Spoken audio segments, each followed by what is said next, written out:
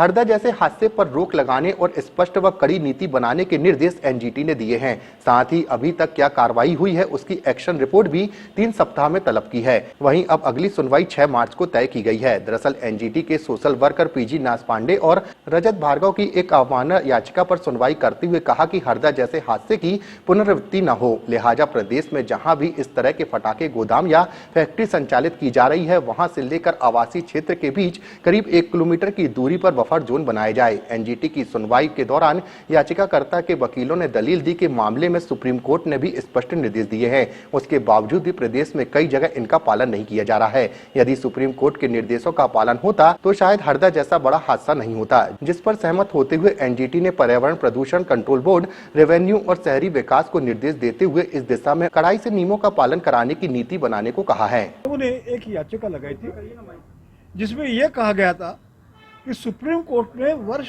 2021 में एक आदेश दिया था कि जितने भी खतरनाक पटाखे हैं उनके बारे में आप अंडरटेकिंग लीजिए, जो विक्रेता है, जो उत्पादन करता है उनसे अंडरटेकिंग लीजिए। दूसरी बात, जो पटाखों का टेस्टिंग करिए और यदि नहीं तो उनको नष्ट करिएगा और उनको टोटली बैन कर दीजिएगा। लेकिन इस आदेश के ऊपर, इसी का आदेश के तहत में एनजीटी ने भी बोला कि सुप्रीम कोर्ट का आदेश का पूरा पालन होना चाहिए, लेकिन इस आदेश का पालन नहीं होने के कारण आज इतना बड़ा हादसा हरदा में हो गया है। ये बहुत दुखद बात है।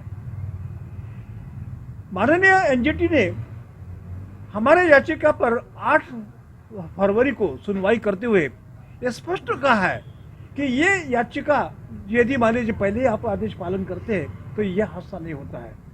उन्होंने स्पष्ट निर्देश दिया है कि सरकार एक नीति बनाए और नीति बनाकर एक स्टैंडर्ड ऑपरेटिंग प्रोसीजर तय करे, बफर जोन तय करे, क्योंकि रहवासी क्षेत्र और उद्योग क्षेत्र के बीच में लगभग 500 मीटर से लेकर 1000 मीटर का एक बफर जोन होना चाहिए। तीसरी बात, उन्होंने महत्वपूर्ण बात यह की कि जो पहले जब 20 लाख रुपया जमा किए गए थे वहां पर, उस 20 लाख रुपए को उन्होंने आदेश दिया है कि वह जो पीड़ित है उन पीड़ितों में बांट दिया जाए, उनको दिया जाए। और उसी के तहत में उन्होंने एक कमेटी बना दी है। वो जो कमेटी है वो कमेटी पूरा उसका खर्च कैसा हुआ उसका ये करेंगे।